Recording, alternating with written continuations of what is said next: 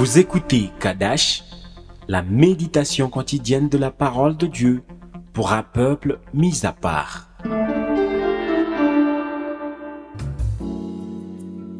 Shalom bien-aimés en Christ, la parole de Dieu que je partage aujourd'hui est écrite dans Marc, chapitre 10, le verset 47.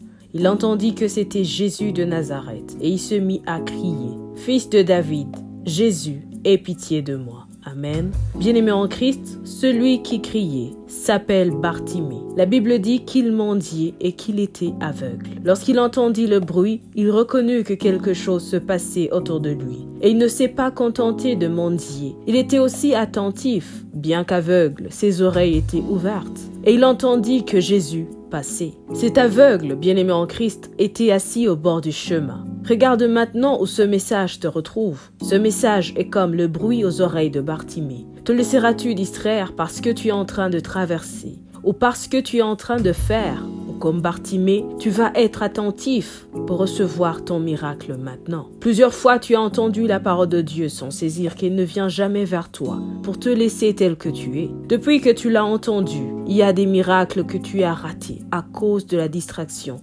appelée habitude. Ah, je me rappelle de cette histoire. Ah, je la connais celle-là. Bien-aimé en Christ, sois comme Bartimée. Son esprit n'était pas aveugle. Il était attentif pour saisir l'heure de son miracle. Ayant entendu que Jésus passait, il n'a pas cherché à savoir qui d'autre était là. Il n'a pas philosophé là-dessus. Il n'a pas cherché l'avis d'autres aveugles comme lui. Non, il a crié « Fils de David, Jésus, aie pitié de moi ». La Bible dit que ceux qui étaient là étaient plusieurs.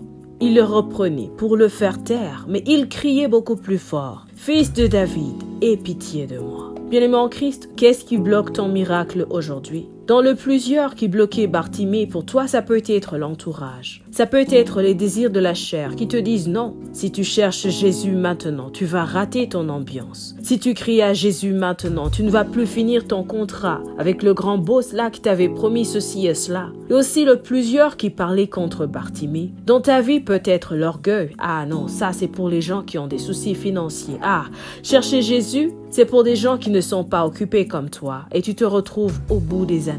Tu n'as pas encore appelé Jésus. Tu attends une autre fois. Aujourd'hui, tu es fatigué, stressé, déboussolé, découragé. Tu es tout le monde à cause de ta situation parce que tu fais tout sans Jésus. Ah oui, si Bartimée n'avait pas saisi son occasion à cet instant même, sûrement qu'il allait rester dans son état de mendicité pour longtemps. Il mendiait parce qu'il ne pouvait faire autre chose et tout ce qu'il recevait quand il mendiait n'était pas pour lui. D'autres en profitaient à sa place. Bien-aimé en Christ, tu n'avances pas parce que tu n'as pas assez de sagesse. Tu n'as pas l'orientation divine. Tu suis les conseils humains et la plupart te mettent sur un chemin bloqué.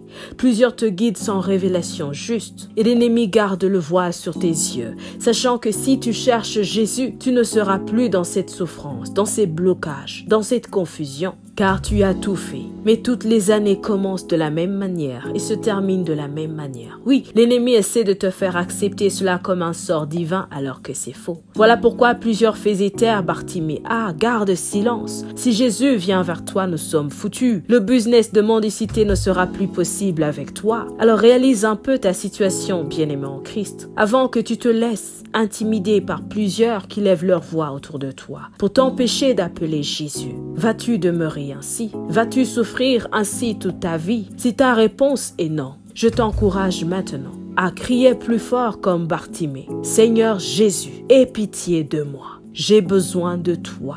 Ne me laisse pas dans cette situation. Je t'en prie, sauve-moi. La suite sera pour demain. Sois richement béni. Shalom. Vous écoutiez Kadash, présenté par Marie-Claire. À bientôt.